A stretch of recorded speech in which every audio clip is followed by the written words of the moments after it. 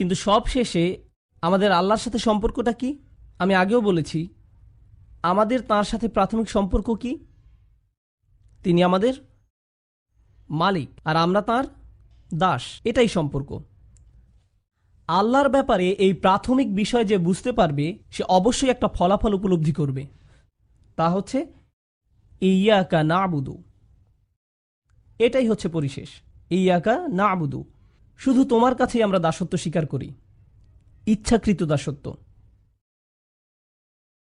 এখন চলুন দাসত্ব নিয়ে কথা বলি। দাসত্ব কি ইচ্ছাকৃত হয় নাকি জোর দিয়ে করতে হয়? দাসত্ব কি ইচ্ছাকৃত হয় নাকি অনিচ্ছাকৃত? অনিচ্ছাকৃত। কেউ বলবে না আমি অন্যরকম একটা চাকরি খুঁজছি, আমি আমার পায়ে শিকল বাঁধা পছন্দ করি। ওকে, কেউ দাসত্বের চাকরির জন্য অ্যাপ্লাই করে না, ঠিক না?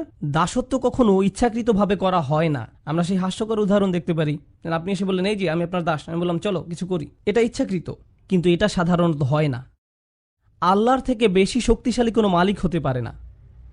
এবং অন্য মালিকদের আরেকটা বিষয় এরকম, সাধারণত দাসরা মালিকদের ভালোবাসে নাকি ঘৃণা করে? ঘৃণা করে। এবং একবার যদি তারা সুযোগ পায় তাহলে কি করে? মুক্ত হতে চায়। এবং যদি তারা মালিকের প্রশংসাও করে তাহলে সেটা কি সত্যি নাকি মিথ্যা প্রশংসা? মিথ্যা প্রশংসা। কিন্তু এই সূরা শুরু হয়েছিল আলহামদুলিল্লাহ দিয়ে। এটা সত্যিকারের আসল প্রশংসা এই মালিকের। এটা কিভাবে সম্ভব? এর কারণ হচ্ছে এই যে এই মালিক আপনাকে দাসত্ব করার জন্য জোর করেন না, আপনাকে এই উপলব্ধি নিজ থেকে করতে হবে। তাই তিনি এটা বলেননি যে উ'বুদুল্লাহ, আল্লাহর দাস হও, বরং আমরা বলি ইয়াকা না'বুদু, আমরা তোমার কাছে নিজেদের দাসত্ব বিসর্জন করলাম, আমরা তৈরি, আমরা নিজ থেকে এটা বেছে নিয়েছি, আমরা ইচ্ছাকৃতভাবে দাসত্ব স্বীকার করছি। চমৎকার ব্যাপার। এই যে ইসলাম ধর্ম আপনাকে ফাতিহাতেই বলে দিচ্ছে তোমাকে এটা বেছে নিতে হবে, তোমাকে এটা বেছে নিতে হবে। কেউ তোমাকে মুসলিম হতে জোর করতে পারবে না, তোমাকে নিজ থেকে আল্লাহর কাছে আসতে হবে। আর কেন আপনার আল্লাহর কাছে আসা উচিত? আপনার আল্লাহর কাছে আসা উচিত সূরা ফাতিহার প্রথম 3 আয়াতের জন্য। এটাই আপনার জন্য যথেষ্ট। যদি সত্যি আপনি জানতেন আলহামদুলিল্লাহর মানে কি, রব্বিল আলামিনের মানে কি যদি আপনি বুঝে থাকেন, আর রহমানির রহিমের মানে কি আপনি যদি বুঝে থাকেন, আর মালিক ইয়াউমিদ্দিনের মানে কি আপনি যদি এগুলো বুঝে থাকেন, এগুলোর প্রত্যেকটা এককভাবেই যথেষ্ট। কারণ সব মিলে এটা বলার জন্য যথেষ্ট, ইয়া আল্লাহ আমি তোমার দাস, আমি নিজের ইচ্ছায় কাজ করতে চাই না, আমি সেটাই করতে চাই যেটা তুমি চাও আমি করি। কারণ যা তুমি চাও তা আমার চাওয়ার থেকে অনেক গুণ উত্তম। কারণ তুমি আমার রক্ষক, তুমি আমাকে ভালোবাসো আমার কল্পনার থেকেও বেশি, এবং তোমার ভালোবাসা আমি সর্বদা পাই। আল্লাহ তার দাসত্বের আগে তার ভালোবাসার ব্যাপারে বলেছেন, তাই না? তো আল্লাহ তাদেরও ভালোবাসেন যারা তার দাসত্ব গ্রহণ করে না, তাদেরও ভালোবাসেন যারা তার ব্যাপারে খারাপ কথা বলে, তাদেরকেও যারা তাকে অমান্য করে। ইয়া আল্লাহ তুমি এত ভালো, আমি তৈরি, আমাকে গ্রহণ করো, আমি সাইন আপ করছি। ইয়াকা না'বুদু, এটাই হচ্ছে সেই কথা যা আমি আর আপনি বলি যখন এভাবে দাঁড়াই। হয়তো আপনাদের মধ্যে কেউ একটা মুভি দেখছে, খারাপ মুভি, তারপর আপনি একটু বিরতি দিলেন, তারপর নামাজ পড়লেন। ইয়া আল্লাহ আমি শুধু তোমারই দাস, আমি কখনো তোমার কথা অমান্য করি না, আমি এই উপলব্ধি নিজ থেকে পেয়েছি, আমাকে পথ দেখাও। তারপর আপনি সালাম ফিরালেন, তারপর আবার মুভি প্লে করলেন। এর কোনো মানে হয়? ভাবুন তো, আপনাদের কেউ জুমার নামাজ পড়তে গেলেন, হাজার হাজার মানুষ, সবাই বলছে ইয়া আল্লাহ আমি তোমার দাস, সবাই বলছে ইয়া আল্লাহ আমি তোমার দাস, আমি এই উপলব্ধি নিজ থেকে পেয়েছি, আমি এটা বুঝি যে আমি যদি নিজের ইচ্ছায় কাজ করি আমি নিজেই ক্ষতিগ্রস্ত হব, তাই আমাকে পথ দেখাও। তারপর জুমার নামাজ শেষে আপনি খারাপ কাজ করলেন। এটার কি কোনো অর্থ হয়? তার মানে হচ্ছে আমরা জিহ্বা দিয়ে এমন কিছু বলছি কিন্তু তা আমাদের অন্তরে পৌঁছায়নি, আর আমরা আসলে সে সম্পর্কে চিন্তাও করিনি। আসলে আমরা কি বলছি তা নিয়ে সচেতন থাকি না। যখন আমরা বলি ইয়াকা না'বুদু, আমরা আল্লাহর সাথে একটা সন্ধি করছি, আমরা আল্লাহর কাছে নিজেদের সম্পর্কে কিছু বলছি, আমরা আল্লাহর কাছে একটা দাবি করছি। কিভাবে আপনি আপনার মাকে বলেন যে আপনি তাকে ভালোবাসেন? আপনি যখন বাসায় আসেন তিনি আপনাকে বলেন জুতা খোলো, আপনি সেগুলো খোলেন না। তিনি আপনাকে বলেন ডিনার টেবিলে বসে খাও, আপনি সোফায় বসে খান। তিনি বলেন তোমার বন্ধুদের নিয়ে এসো না, আপনি আপনার বন্ধুদের নিয়ে আসেন। তিনি বলেন উচ্চস্বরে শব্দ করো না, আপনি শব্দ আরো বাড়িয়ে দেন। আর তারপর আপনি তাকে বলেন মা আমি আপনাকে ভালোবাসি। এটা কি একটা তামাশা নয়? তিনি কি কষ্ট পান না যখন তাকে বলেন যে আপনি তাকে ভালোবাসেন? এটা কি আপনার মায়ের জন্য অপমানকর নয়? আমরা কি আল্লাহকে অপমান করছি না? তিনি আমাদের যা যা করতে নিষেধ করেছেন আমরা তা সবই করছি, তারপর আমরা বলি ইয়া আল্লাহ, আমরা আপনার দাস, আমরা পরিপূর্ণ দাস। সুবহানাল্লাহ। ওয়া ইয়্যাকা নাস্তাঈন, আর শুধু আপনার সাহায্যই আমরা চাই। কোরআনের সবচেয়ে সুন্দর আয়াতগুলোর মধ্যে একটা, ইয়্যাকা নাস্তাঈন। সহজ অনুবাদ, কেবল এবং একমাত্র আপনারই সাহায্য যা আমরা খুঁজে বেড়াচ্ছি, কেবল এবং একমাত্র আপনারই সাহায্য আমরা চাইছি। কিন্তু এটা কি বোঝায়? হে আল্লাহ, যখন আমরা সিদ্ধান্ত নেই যে আমরা আল্লাহর দাস হতে যাচ্ছি, আমাদের বুঝতে হবে এটা কোনো সহজ জিনিস না। এটা আল্লাহর সাথে অনেক বড় একটা অঙ্গীকার, এটা কোনো ছোট জিনিস না। আর আপনি যখন বড় অঙ্গীকার করেন, আপনার সাহায্য প্রয়োজন হয়। তাই আমরা আল্লাহর কাছে বলি, হে আল্লাহ, আমি একটা বড় অঙ্গীকার করেছি, আমি মনে করি না যে আমি নিজে নিজে এটা পালন করতে পারবো। আপনি কি এই ব্যাপারে আমার সাহায্য করতে পারেন? ইয়্যাকা নাস্তাঈন, দয়া করে সাহায্য করুন। ইয়্যাকা নাস্তাঈনের এটাই প্রথম অর্থ। কিন্তু ইয়্যাকা নাস্তাঈনের সবচেয়ে সুন্দর শিক্ষার একটি হচ্ছে, আরবি ভাষায় সাহায্য বোঝাতে ডজনের ওপর শব্দ আছে। নাসর এবং মুসাআদা, মাসাদ, মুআউন, অনেক অনেক শব্দ আছে এর জন্য। আল্লাহ আউন শব্দ ব্যবহার করলেন। নাস্তাঈন শব্দটি আরবি শব্দ আউন থেকে এসেছে। এটা খুব বিশেষ ধরনের সাহায্য। আমি চাই আপনারা এই সাহায্যটি বুঝুন, কারণ এটা আপনার জীবনে অনুধাবনের দরজাগুলো খুলে দেবে, সত্যিই দেবে। যখন আপনি বলেন ইয়্যাকা নাস্তাঈন, আপনি আসলে কি বলছেন? আপনি একটি রাস্তায় গাড়ি চালাচ্ছেন আর আপনার টায়ার নষ্ট হয়ে গেছে। আপনি সেটাকে টেনে রাস্তার সাইডে নিয়ে আসলেন। এখন আপনি কি করবেন? আপনি গাড়ি থেকে নামেন এবং দেখেন যে পিছনে অতিরিক্ত কোনো টায়ার আছে কিনা। আপনি সেটা নেন, গাড়িটা উপরে ওঠানোর জন্য চেষ্টা করেন যাতে করে টায়ারটা লাগাতে পারেন। কিন্তু আপনি গাড়িটা পুরোপুরি তোলার মতো যথেষ্ট শক্তিশালী না। তো যখন কেউ হেঁটে যাচ্ছে, আপনি বলেন, এই যে, আপনি কি আমাকে সাহায্য করতে পারেন? আর তারা আপনাকে সাহায্য করে। এটা হলো ইস্তিআনা। অন্যভাবে বলা যায়, ইস্তিআনা হচ্ছে যখন আপনি ইতোমধ্যে চেষ্টা করেছেন, আপনি শেষ করতে পারেননি, তখন আপনি অন্য কারো সাহায্য চান। এটা হলো ইস্তিআনা। ইস্তিআনা এটা নয় যে আপনার গাড়ির টায়ার নষ্ট হয়ে গেছে আর আপনি গাড়িতে বসে আছেন, কেউ পাশ দিয়ে যাচ্ছে, আপনি তখন বললেন, হেই, আমার গাড়ির টায়ার নষ্ট হয়ে গেছে, আপনি কি সাহায্য করতে পারেন? তিনি বললেন, হ্যাঁ ঠিক আছে। তারপর আপনি বললেন, এখানে ট্রাঙ্ক খোলার একটা বাটন আছে, বাটন চেপে ট্রাঙ্ক খুলে আপনি কাজ করতে থাকুন আর আমি এখানে বসে সংবাদ শুনছি।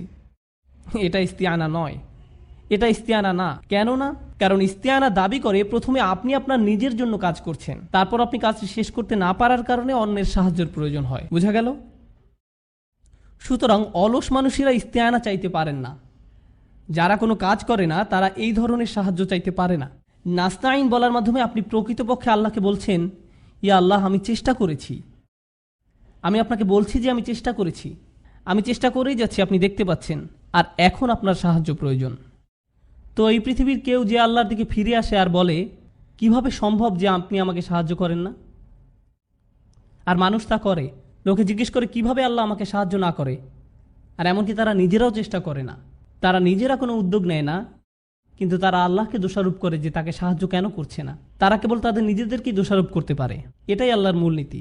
তিনি আপনাকে সাহায্য করবেন যখন আপনি নিজে উদ্যোগ নেওয়া শুরু করবেন। যদি আপনি নিজে নিজে উদ্যোগ না নেন, তিনি আপনাকে সাহায্য করবেন না। দুটো জিনিস আপনাকে এখানে বুঝতে হবে। আমি দুটো সম্পর্কেই বলবো। পৃথিবীতে এমন মানুষ আছে যারা কোনো উদ্যোগ নেয় না, আবার তারপর আল্লাহর কাছে সাহায্য আশা করে। এটা কখনোই আসবে না। সাহাবারা ফিরিস্তাগণ দ্বারা সাহায্যপ্রাপ্ত হয়েছিলেন বদরের যুদ্ধে, আপনারা সেটা জানেন। সাহাবারা যুদ্ধে ফিরিস্তাগণ কর্তৃক সাহায্যপ্রাপ্ত হয়েছিলেন, কিন্তু সাহাবাদেরকে যুদ্ধে যেতে হয়েছিল, শত্রুপক্ষকে মোকাবেলা করতে হয়েছিল, আর তারপর ফিরিস্তাগণ এসেছিলেন। ফিরিস্তাগণ আগে থেকেই সেখানে অপেক্ষারত ছিলেন না। এই, আমরা এখানে 3টা থেকে আছি, তোমরা কোথায় ছিলে? এটা এভাবে ঘটে না। ইব্রাহিম আলাইসাল্লামকে আগুনে নিক্ষিপ্ত হতে হয়েছিল, তারপর এটা শীতল হয়েছিল। বোঝা গেল? আপনাকে প্রথম আপনার অংশটুকু করতে হবে, যতটুকু আপনি পারেন, তারপর আল্লাহ সাহায্য আসবে। এটা নিজে নিজে আসে না।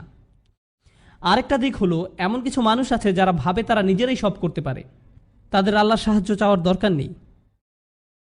আমি আমার চাকরিটি পেয়েছি কারণ আমি খুবই বুদ্ধিদীপ্ত, আমার খুব সফল একটা ব্যবসা আছে কারণ আমি খুব ভালো কিছু সিদ্ধান্ত নিয়েছিলাম, আমার একটা ভালো ডিগ্রি আছে কারণ আমি খুব চটপটে। আর আমরা ভাবা শুরু করি আমরা এটা পেয়েছি কারণ আমরা এটার যোগ্য দাবিদার, অথবা আমরা নিজেরা এটা অর্জন করেছি। ফাতিহা আমাদেরকে শিক্ষা দিচ্ছে সাফল্য তা এই জীবনে হলেও দুটো জিনিস থেকে আসে। আপনি নিজে উদ্যোগ নেবেন, তারপর আপনি অন্যের সাহায্য চাইবেন। এবার বলছি নাস্তাঈন সম্পর্কে শেষ বিষয়টি। যখন আপনি কারো কাছে সাহায্য চান, এটা সবসময় নির্দিষ্ট। এটা সবসময় নির্দিষ্ট। যদি আমি কোনো একটা পাহাড়ের গায়ে ঝুলে থাকি, হেল্প, আর কেউ হেঁটে যাচ্ছে আর আমাকে এক বোতল পানি দিল, আমি যে সাহায্য চেয়েছিলাম তা হলো আমাকে উপরে তুলুন, এটা নির্দিষ্ট। আমি আর অন্য কোনো ধরনের সাহায্য চাইছিলাম না, আমি এই ধরনের সাহায্য চেয়েছিলাম। আপনারা বুঝতে পারছেন? আপনার যখন কলমের কালি শেষ হয়ে যায় আর আপনি বলেন আপনি কি আমাকে সাহায্য করতে পারেন, তার মানে আপনি তাদের কলম চাইছেন। কিন্তু তারা যদি আপনাকে একটা বিস্কিট দেয়, সেটা সেই সাহায্য না যা আপনি খুঁজছেন। সাহায্য সবসময় নির্দিষ্ট। এটা কি পরিষ্কার? কারণ এটা সবসময় নির্দিষ্ট, আপনাকে বলতে হবে আপনি কোন সাহায্যটি চাইছেন। কিন্তু এই আয়াতে আমরা বলি ইয়াকা নাস্তাইন, ফিমা, কিসে? আমরা আপনার সাহায্য চাই। আমরা বলি, আমরা আল্লাহকে বলি, ইয়া আল্লাহ, আমরা আপনার কাছে সাহায্য চাইছি। কিন্তু কিসে আমার সাহায্য চাইছো? তুমি কি তোমার স্বাস্থ্যের বিষয়ে আমার সাহায্য চাইছো? তোমার পারিবারিক জীবনে? তুমি কি তোমার পড়াশোনায় আমার সাহায্য চাইছো? তুমি কি তোমার ধর্ম বিষয়ে আমার সাহায্য চাইছো? তুমি কি চাইছো? কেউ যখন খুব মরিয়া থাকে তখন তারা কি বলবে সেটা বুঝতে পারে না। তারা এমনকি ব্যাখ্যাও করতে পারে না তাদের কিসে সাহায্য প্রয়োজন। তখন তারা শুধু বলে সাহায্য করুন। এটা আমরা ফাতিহাতে বলি, হে আল্লাহ সাহায্য করুন। কারণ আমাদের যা যা দরকার তার সংখ্যা অনেক, এমনকি আমরা তার তালিকাও তৈরি করতে পারি না। তাই আমরা শুধু বলি ইয়াকা নাস্তাইন। সুবহানাল্লাহ। ইয়াকা না'বুদু ওয়া ইয়াকা নাস্তাইনের উপর শাইখ আশ-শারাই রাহিমাহুল্লাহর একটা সুন্দর কথা আছে, আমার খুবই প্রিয়। তিনি বলেছিলেন, সুবহানাল্লাহ, তিনি বলেছিলেন কেন আল্লাহ ইয়াকা না'বুদু প্রথমে বলেছিলেন আর কেন তিনি ইয়াকা নাস্তাইন দ্বিতীয় বললেন। কি হতো যদি তিনি এটা উল্টো করে দিতেন? কেন আপনি এটা উল্টে দিতে পারেন না, ইয়াকা নাস্তাইনু ওয়া ইয়াকা না'বুদু? তিনি বলেন দুটো কারণ আছে কেন আপনাকে এই পৃথিবীতে রাখা হয়েছে, সাহায্য চাইতে নাকি ইবাদত করতে, আল্লাহর দাসত্ব করতে। তাই আমাদের উদ্দেশ্যটা প্রথমে উল্লেখ করে নেওয়া হলো, আর আমাদের এই উদ্দেশ্য সফল করতে হলে আমাদের কি প্রয়োজন তা বলা হয়েছে দ্বিতীয়ত। কিন্তু আরেকটা আছে যেটা আরও বেশি সুন্দর জিনিস, যখন আমরা নিজেদের আল্লাহর কৃতদাসে পরিণত করি, যখন আমরা আল্লাহর ইবাদত করি, এটা আল্লাহর জন্য। যখন আমরা সাহায্য চাই, এটা কার জন্য? আমাদের জন্য। ইয়াকা না'বুদু আল্লাহর জন্য, আর ইয়াকা নাস্তাইন আমাদের জন্য। আপনি আল্লাহর জন্য যেটা চান তা আগে উল্লেখ করা উচিত, আর নিজের জন্য যেটা চান তা পরে উল্লেখ করা উচিত। এটা সুন্দর আচরণের অংশ, এটা ভালো বিনয়। ইয়াকা না'বুদু ওয়া ইয়াকা নাস্তাইন। সুবহানাল্লাহ। আপনারা বুঝতে পেরেছেন? আল্লাহ সুবহানাহু ওয়া তাআলা এখন মুত্তাকিদের দিকে ফিরছেন। ইন্নালিল মুত্তাকিনা মাফাজা, এটা শুধুমাত্র যাদের তাকওয়া আছে তাদের জন্য, মুমিনদের জন্য বলা হয়নি, যারা ঈমান এনেছে এভাবে বলা হয়নি, বলা হয়েছে ইন্নালিল মুত্তাকিনা। কিন্তু কেন কেন তাকওয়ার কথা বলা হয়েছে মনে করেন? তাকওয়া শব্দটি দুইভাবে অর্থ হয়। এক হচ্ছে ভয়, আমরা সচরাচর এভাবেই করতে দেখি, কিন্তু এটা সঠিক নয় পুরোপুরি। ভয় হচ্ছে আরবিতে খৌফ, যেমন কোরআনে আছে ইন্নী আখাফুল্লাহ, যখন ইবলিস বলে ইন্নী আখাফুল্লাহু রব্বিল আলামিন। কিন্তু এখানে তাকওয়া বলতে বোঝানো হয়েছে সেই সাবধানতা অবলম্বন যা আপনি করে থাকেন ভয়ের ফলস্বরূপ। ভয়ের কারণে আপনি ঠিক যা যা করে থাকেন, যখন আপনি ঘর ঠিকমতো লক করেন, ভালোভাবে চেক করে ঘুমাতে যাচ্ছেন, আপনি তাকওয়ার প্র্যাকটিস করছেন। যখন হজে যাওয়ার আগ মুহূর্তে আপনি কাগজপত্র, পাসপোর্ট ইত্যাদি ভালোভাবে দেখে বুঝে নিচ্ছেন, আপনি তাকওয়ার চর্চা করছেন। ফাতাজাওয়াদু ফাইন্না খায়রা যাদুন আত-তাকওয়া। তো তাকওয়া হচ্ছে সতর্কতামূলক কাজকর্ম করে নেয়া। আক্ষরিকভাবে আল্লাহ আজ্জা জাল্লা আমাদের কোরআনে বলছেন ফাত্তাকুন নার, জাহান্নামের আগুন থেকে বাঁচতে সতর্ক হও, এমন কাজকর্ম করো যাতে করে শেষে জাহান্নামের আগুনে পুড়তে না হয়। এটাই তাকওয়া। তো সাবধান থাকো, খুঁতখুঁতে থাকো নিজের কাজকর্মের ব্যাপারে, কারণ সাবধানে না থাকলে শেষে বিপদে পড়তে হতে পারে। এরাই হচ্ছে তাকওয়াবান মানুষ। তাকওয়া অনুভূতির চাইতেও বেশি কিছু বোঝায়। এটা এমন অনুভূতি যার পরিণতি আমাদের কিছু না কিছু করতে বাধ্য করে। আপনি কিছু করেন যাতে নিজে বাঁচতে পারেন, নিজেকে সাহায্য করেন, এটাই তাকওয়া। ইন্নালিল মুত্তাকিনা, সেসব মানুষ যাদের ভয় ছিল, যারা সাবধান ছিলেন, তাদের ভয় ছিল যে কাজের পরিণতি ভোগ করতে হবে, আর সেই ভয়কে তারা কাজে রূপান্তর করেছিল। শুধুমাত্র তাদের জন্য আছে মাফাজা। মাফাজ শব্দটি মাসদার আর জারফ দুটোই হতে পারে। এর দ্বারা বোঝায় তারা সফল হতে পারে, সাথে সফলতা উদযাপনের স্থানও তারা পেতে পারে, আর এর সাথে নির্দিষ্ট সময়ও তারা পেতে পারে। যখন তারা তাদের সফলতা উদযাপন করবে, তিনটা অর্থ পাওয়া যাচ্ছে কেবল একটা শব্দ থেকে, মাফাজান শব্দটি। আবারও এর দ্বারা বোঝায় শুধুমাত্র তাকওয়াবান মানুষেরাই সফল। সফলতা হিসাবে নির্দিষ্ট জায়গাও থাকবে, যেটা জরফ মাকান, সফলতার স্থান অর্থাৎ জান্নাত। মাফাজ শব্দের অর্থ এছাড়াও সফলতার সময়কাল বোঝায়, মানে বিশ্বাসীদের অবশ্যই ধৈর্যশীল হতে হবে, শীঘ্রই তারা পাবে। এখন হয়তো পাচ্ছে না, কিন্তু নিঃসন্দেহে শীঘ্রই তারা পেতে যাচ্ছে একটা নির্দিষ্ট সময়ে। হাদাইকা ওয়া আনাবা, এরপর আল্লাহ বিবরণ দিচ্ছেন অন্তত পক্ষে যে স্থানে তারা থাকবে সেটার হাদাইকা অর্থাৎ বাগান। আরবিতে হাদাইক শব্দটি বেশ মজার। এর দ্বারা বোঝায় এমন কোনো বাগান যেটার উঁচু দেয়াল বা বেড়া রয়েছে, মানে এটি দ্বারা সংরক্ষিত কোনো বাগান বোঝায় যেটাতে কেবল মালিক একাই যেতে আসতে পারবে। এটাই হাদিকা বা জান্নাত শব্দটি হতে একটু ভিন্ন। এছাড়াও হাদাইকা শব্দটির সাথে জড়িত একটি শব্দ হচ্ছে হাদাকা, যার দ্বারা বোঝায় চোখের মণি, কেননা এটা একটা চমৎকার বন দ্বারা পরিবেষ্টিত। অর্থাৎ এমন একটি বাগানের কথা বলা হচ্ছে যা কিনা বিভিন্ন রঙের মিশ্রণ, বর্ণ দ্বারা বৈশিষ্ট্যমণ্ডিত। হাদাইকা বলতে এমন একটি বাগানই বোঝায়। হাদাইক এখানে বহুবচন, অনেকগুলো বাগান। ও আনাবা মানে আঙ্গুর, এটি এমন এক খাবার যাতে ইতিমধ্যেই পানীয় মজুদ আছে, একের ভিতরে দুই। সুবহানাল্লাহ। ও কাওয়াইবা আতরাবা, কাওয়াইব হচ্ছে কাইব শব্দের বহুবচন, যার অর্থ হচ্ছে খুবই আকর্ষণীয়, সুন্দরী তরুণী, যাদেরকে আতরাবা বলা হয়েছে। তারা একের অধিক থাকবে বিশ্বাসীদের জন্য। আর আতরাব মানে হচ্ছে তারা সমবয়সী হবে, তারা একে অপরের জন্য খুবই উপযুক্ত সঙ্গী হবে, আতরাবা। তারপর আল্লাহ বলছেন ওয়া কাসান দিহাকা। কাস শব্দটি বর্তমানে বোঝায় কাপ অথবা গ্লাস। ক্লাসিক্যাল আরবিতে কাস শব্দটি ঠিক তখনই ব্যবহার হতো যখন সেটি কোনো মদ বা দামি পানীয় দ্বারা পূর্ণ থাকত। শুধুমাত্র এক্ষেত্রেই তারা কাস শব্দটিকে গ্লাস বোঝাতে ব্যবহার করত, অন্যথায় অন্য শব্দের প্রয়োগ হতো। এখানে বলা হয়েছে ওয়া কাসান দিহাকা, মানে খুবই দামি অথবা ভিনদেশী কোনো পানীয়। তারপর দিহাকা শব্দের অর্থ উজ্জ্বল ও পরিপূর্ণ, দীপ্তিমান, অর্থাৎ সেই পানীয়র বর্ণ হবে ভিন্ন ধরনের, সাধারণ নয়, আর সেটি হবে পরিপূর্ণ, ঠিক যেমন পার্টি বা উৎসবে থাকে। এরপর আল্লাহ বলেন লা ইয়াসমাউনা ফিহা লাগওয়ান ওয়ালা কিযাবা। সুবহানাল্লাহ। তারা সেখানে সেই সকল বাগানগুলোতে কোনো ধরনের লাগওয়ান বা কিযাব শুনতে পাবে না। লাগওয়ান শব্দের অর্থ হচ্ছে অপ্রয়োজনীয় কথাবার্তা, আর কিযাব হচ্ছে কেউ যে কোনো কারো বিরুদ্ধে মিথ্যা বলে। এমন যে কোনো দুইটি বিষয় আলাদাভাবে আল্লাহ উল্লেখ করেছেন। সূরার শুরুতে ছিল আম্মা ইয়াতাসাআলুনা আনিন নাবাইল আযীম আল্লাযী হুম ফীহি মুখতালিফুন, এগুলোই ছিল লাগওয়ান। আল্লাহ বলছেন বিশ্বাসীরা তোমাদের চিন্তা নেই, যখন তোমরা জান্নাতে আসবে এখানে তোমরা অযথা কথাবার্তা শুনতে পাবে না। ওয়ালা তাসমাউন্না মিনাল্লাযীনা উতুল কিতাবা মিন ক্বাবলিকুম ওয়া মিনাল্লাযীনা আশরাকু আযান কাসীর।